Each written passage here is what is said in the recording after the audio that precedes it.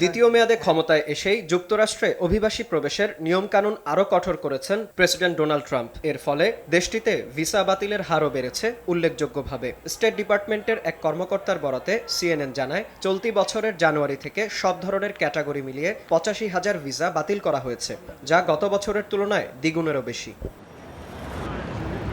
এ বিপুল সংখ্যক ভিসা বাতিলের মধ্যে ৮,০০০-এরও বেশি শিক্ষার্থী রয়েছে। দেশটির পররাষ্ট্র দপ্তর জানিয়েছে, বাতিল হওয়া ভিসার প্রায় অর্ধেকই মদ্যপ অবস্থায় গাড়ি চালানো, হামলা বা চুরির মতো গুরুতর অপরাধের কারণে ঘটেছে। এছাড়াও ভিসার মেয়াদ উত্তীর্ণ হওয়া কিংবা সন্ত্রাসবাদ সমর্থনের মতো অভিযোগেও ভিসা বাতিলের ঘটনা ঘটেছে। তবে প্রশাসনের বিতর্কিত কিছু সিদ্ধান্তের কারণে ভিসা নিয়ে সৃষ্টি হয়েছে ভয় ও উদ্বেগ। ফিলিস্তিনপন্থী বিক্ষোভে অংশ নেয়া আন্তর্জাতিক শিক্ষার্থীদের ভিসা বাতিলের মতো পদক্ষেপ বাকস্বাধীনতায় হস্তক্ষেপ নিয়েও উঠেছে নানা প্রশ্ন। যদিও এসব শিক্ষার্থীর বিরুদ্ধে ইহুদি বিদ্বেষ ও সন্ত্রাসবাদের সমর্থনের অভিযোগ এনেছে প্রশাসন। এদিকে ভিসা বাতিল বা স্থগিতের পাশাপাশি নতুন ভিসা আবেদনকারী ও ভিসাপ্রাপ্তদের যাচাই বাছাই প্রক্রিয়াতেও কড়াকড়ি আরোপ করা হয়েছে।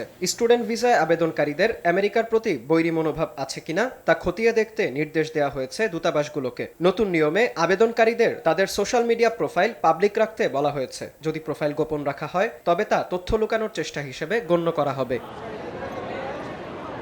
একই সঙ্গে H1 ভিসায় যারা কন্টেন্ট মডারেশন বা ফ্যাক্ট চেকিং এর মতো কাজ করছেন তাদেরকেও যাচাই বাছাই করছে প্রশাসন। ভিসা বাতিল ছাড়াও ডিপার্টমেন্ট অব হোমল্যান্ড সিকিউরিটি গ্রেফতার ও বিতাড়নের অভিযান জোরদার করেছে।